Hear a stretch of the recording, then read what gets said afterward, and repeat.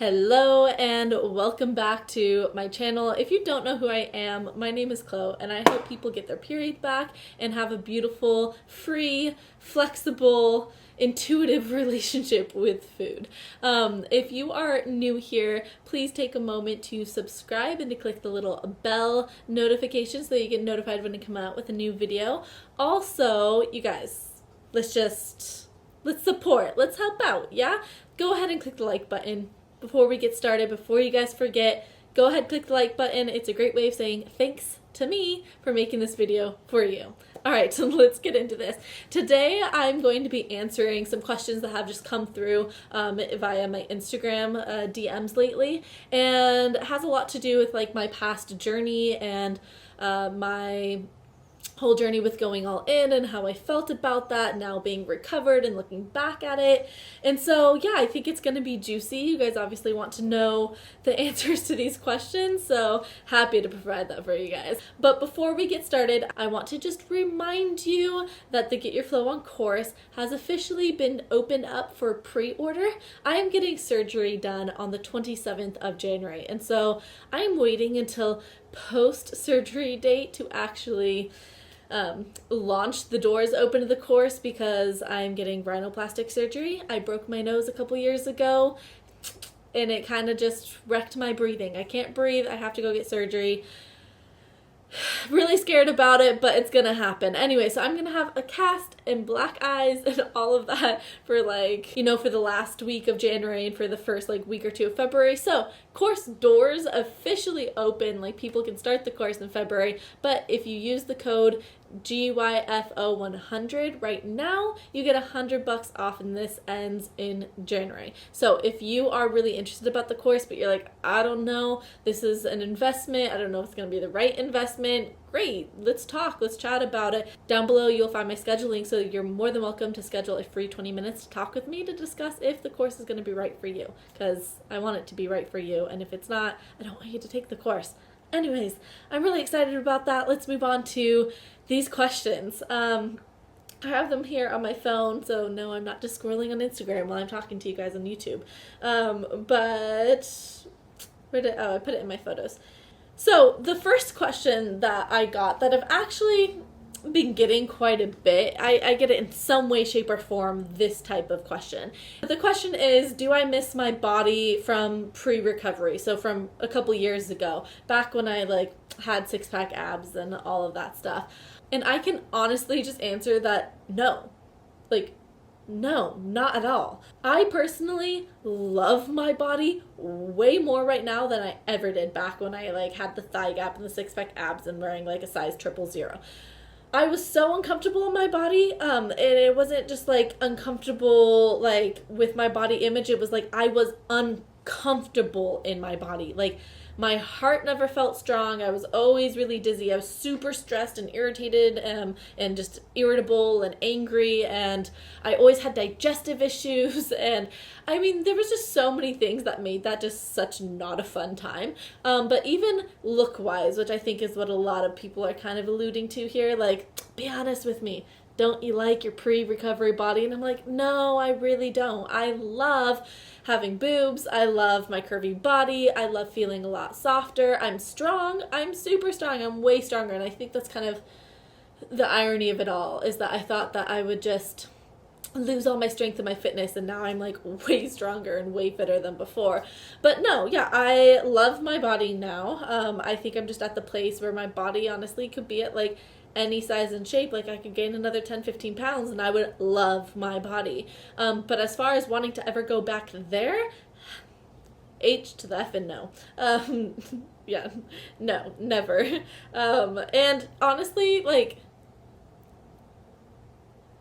yeah, being shredded, I feel is so overrated. It really, really is. I enjoy having a sex drive more than I have six-pack abs. Let me just put it that way, okay? My life's just way better. Okay, would you... now let me see. If you were going to go back and do your journey again, would you have done it how you did? And she's kind of alluding here, would you have gone all in again? Because that's the approach I took. This is an interesting question. Obviously, being where I'm at now, I look back at what I did and I'm like, there was way better ways for me to have done that, which is why I coach with other women and I help them find better ways to do it. But I don't regret the way I did do it, because in the end it got me to full recovery, so I'm happy with where I ended up. But this is what I would have to say in regards to this right here. I wish I understood in the beginning here really the importance of disconnecting food, body, and exercise. I was one of those people who started incorporating a lot more foods into my diet, but I held onto exercise for such a long time because I was like, I can't get rid of this. But I really, I know how connected those things are now, and I know how important it is to like fully disconnect those things. So honestly, if I were to go back, I simply just would have right away kind of stopped the exercise, because that did hinder my progress for quite a long time, and it ended up being the thing that had like the biggest benefit for me in my recovery. I mean, obviously eating more and stopping being vegan was like so huge, but the exercise was like that solidified my recovery. It was like, yes, you're doing this. You are fully resetting your nervous system. You are allowing your hormones to come back into balance. Like, that was the exercise that really did that for me, because yeah, I mean, I could be eating, and I did do this where I was eating so much and I was gaining weight and doing all of that, but I wasn't getting my period back and my digestive system wasn't healing, and like all these things, weren't improving really. I was simply just gaining weight. And then I'm sitting there going like, well, great, I just gained weight, but I still have insomnia, and I'm still like, I'm still losing my hair. Like, there's all these things still happening. What's going on? It's because I was putting my body through so much stress by continuing to exercise. So also, I want to interject here something that I know a lot of my clients have told me that they wish they did before, that they started doing once they met me, kind of like in the middle of their journey, but that is really focusing on nutrient-dense foods. A lot of people kind of just, okay, I need to gain weight, I need to eat more, I need to increase my calories, and so they kind of just like double what they eat, or add a little bit more than what they're eating right now, but they don't understand that's like, no, you're like, carbless salad with no oil for lunch. It's not going to be supportive just to like eat double that. Like, you need to be adding bread and chicken and potatoes and cheese to that salad. So I think a lot of my clients have just said that they really wish that they understood that it's not just eat more, it's like focus on eating more nutrient-dense foods, and obviously the chips and the crackers and the cupcakes and all of that, but really making that a priority of like bone marrow, sardines, herring, steak, like all those type of things that are going to be really supportive for your hormones. Do you still abide by any diet or have any food rules or food you restrict? No. I just eat anything, everything. I love one of the simple pleasures in life for me is going to like a restaurant and trying new things. Like the other day we went to this Moroccan restaurant and we all just got like all the appetizers, and so we got this really fancy like yogurt dip with these little like cheese samosas with these grape leaves and like fried tempura stuff. Like, we had just so many different things, and it was so fun to just try all these different little salty, crunchy, tempura fried like type of stuff, and I just like, that's my favorite thing to do now. So no, I have absolutely zero zip, nada food rules. I will eat any and everything. But I want to say that doesn't mean that I don't have food principles and that I don't prioritize my health.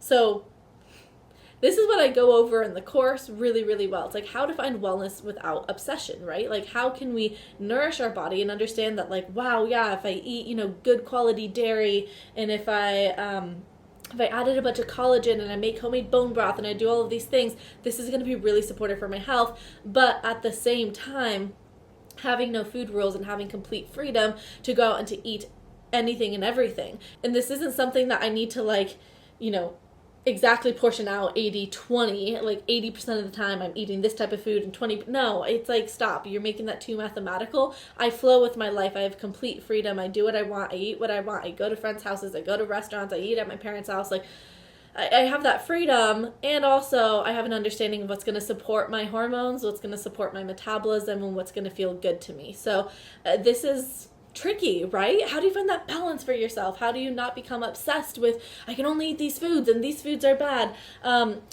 You have to work a lot on your mentality of getting rid of that black and white thinking and learning to see food as completely neutral as far as like your morality for choosing certain foods, so you're not like good or bad for choosing one thing over the other. So yeah, no food rules, anti-diet culture, but not anti-diet health and not anti-understanding the power of nutrition. I just understand that, again, the oil-free salads is not a good nutrition. You know what I mean? Like, I understand that, hey, butter, eggs, milk, cheese, steak, like fruit, carbs, all those things, like those provide good nutrition. So yeah. Okay. What was your favorite part about recovery? Wow. Everything. I mean, about recovery or about being recovered, because that's two different things.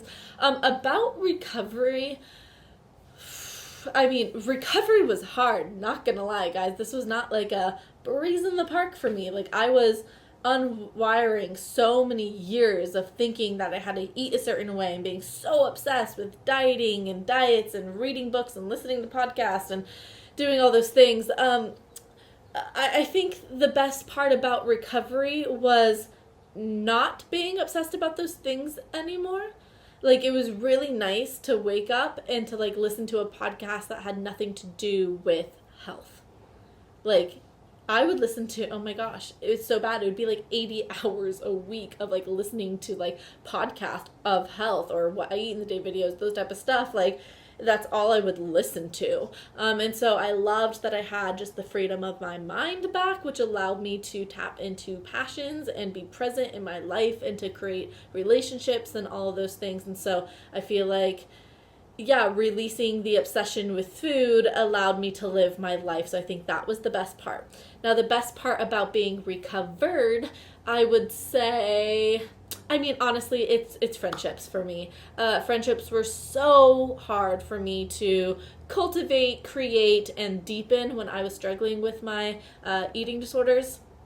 But, getting my period back, going through the whole all-in process, that allowed me to reconnect to myself and to develop like a really good, beautiful relationship with myself and understand my true value and worth. I always based it off of my body, how it looked or how clean I ate. But I really, connected to my true value and worth. And that allowed me to actually connect to other people and to see the beauty in other people. And so my life now, I mean, I think the greatest part of it is that I have amazing friends. I have really good connections with my family.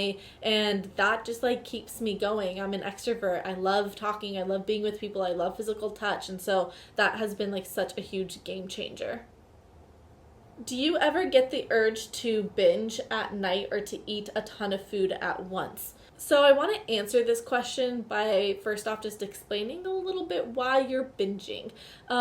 You don't just binge for no reason. The body, if you're coming from this like restrictive eating disorder or disordered eating type of place, when you binge, that is your body going like, whoa, we need food. We don't have enough. You've been like intermittent fasting all day. Like, now we're going to make you eat the whole Costco bag of chips. So my body's not malnourished anymore. My body isn't, my body isn't crying for calories, and I eat breakfast, lunch, dinner, like a solid breakfast, lunch, and dinner every single day. So no, I don't binge anymore because my body would have absolutely zero reason to. Now, does that mean I, always eat to perfect satisfaction and I never like feel, really full after a meal? No, there's plenty of times I like food. I like to eat a lot of it. There's plenty of times where I'm eating and then it's like, whew, yeah, I ate a lot, right? And it's like you feel full, but that's way different than a binge. I think some people kind of They think like any time that they feel a little bit too full or something, all of a sudden they think it's a binge, and no, a binge is something completely different. So yeah, I feel very comfortably satisfied after my meals, but that feeling of like binging, of like, give me the whole jar of almond butter, oh, thank goodness I haven't felt that in years, because that was just not fun. And that perpetuated for me this like desire to just fast the next day, because I felt so uncomfortably full and sick after eating so much at one time. Anyways, I would take consistency over that crazy like back and forth any day of the week. I noticed that you go back to the gym. How has your mindset changed in regards to working out? Yeah, so my relationship to exercise is way different now, like absolutely different. I think the biggest difference is that I'm not forced to do it anymore. Like, exercise is something that I get to do out of love and enjoyment for the type of movement that I'm doing, and it's not as punishment for food. And so right then and there, that just like radically shifts the energy of it all. I don't have a schedule of like, I have to be at the gym every single day at this time. And so it's just a lot more freeing. I literally move when I want to move, and when I don't, I'm more than happy to simply just sit down and to rest for the whole day. And so it's just a way more beautiful relationship. It's one that's kind of just driven by joy, and kind of like thankfulness and gratitude for my body, and not for like hate and distrust. And so, yeah, I love to work out. I love to tell my clients that this whole journey is not about you never working out ever again, or never building strength, or never like going on a run. Like, it's not about that. It's about you developing a different relationship to it, and understanding when exercise is going to be supportive for you and when exercise is going to be detrimental for you.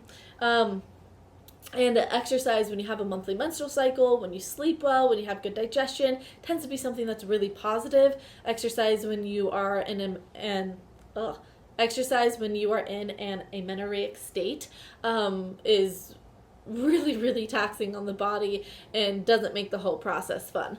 Let me see if there's any other questions. I know there are a couple more, but I don't know if I want to answer all of them. All right, so last question here. What was your biggest regret in recovery?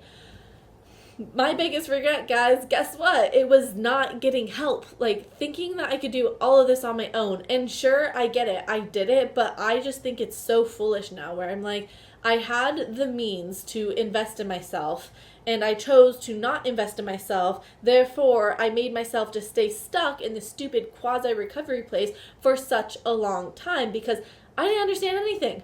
I did not understand the metabolism. I didn't understand how it worked. I didn't understand how toxic and negative my current diet was. I didn't understand the importance of having a menstrual cycle. I didn't understand the tools, the breathing techniques, the journal exercising, the meditations. I didn't have any of those things to help me actually stay committed, know like what direction I'm going, know how I'm gonna get there. Like, I didn't do that, and that was just the stupidest thing when I look back at it. It's like, why didn't I get more support when this is a really hard thing to get over? And there are so many people out there who are offering support in regards to like this type of journey and recovery. That's like, why not? Why not just make this easier and fast track the whole process? So that definitely is like my biggest regret, that I'm like, dude, years ago, I followed so many people online. Like, at that point, I was following like Madeline Moon. I was following oh gosh, I like can't even remember their names now, but all these people who like, they really did impact my my perspective, and had me become very aware of a lot of things, which I am super, super thankful for them for having those platforms. But like, nothing much in my life changed. It brought to awareness that everything I was doing was like disordered and awful, and I hated it, and I knew that I wanted to be in a different place. But that was about all that gave me. But I know that if I like, for example, just like set up a consultation, or did a coaching program with Madeline Moon, I'm like so freaking positive that I would have made so many strides and really just like actually changed so many things in my life. But because I was doing it on my own, it was always like, ooh, let me look at this recovery post. Okay, squirrel next, let me look at this recovery post. And then I'll go and I'd make like my oil-free salad, right? So nothing changed in my life. once I started getting support and help in my life, and I'm talking even just outside, eating sort of recovery journey here, once I just got support in my life, I started progressing so quick. And I started really feeling supported on this journey called life. And that made all the difference for me. I like to feel supported. Instead of seeing it as something that makes me weak, I see it as something that's really beautiful. Yes, freaking people support me. This life is hard. There's so many things about it. Like, I want to just melt into your arms. And I love my therapist. I'll hug my therapist all the time. I'm like, I just need a hug.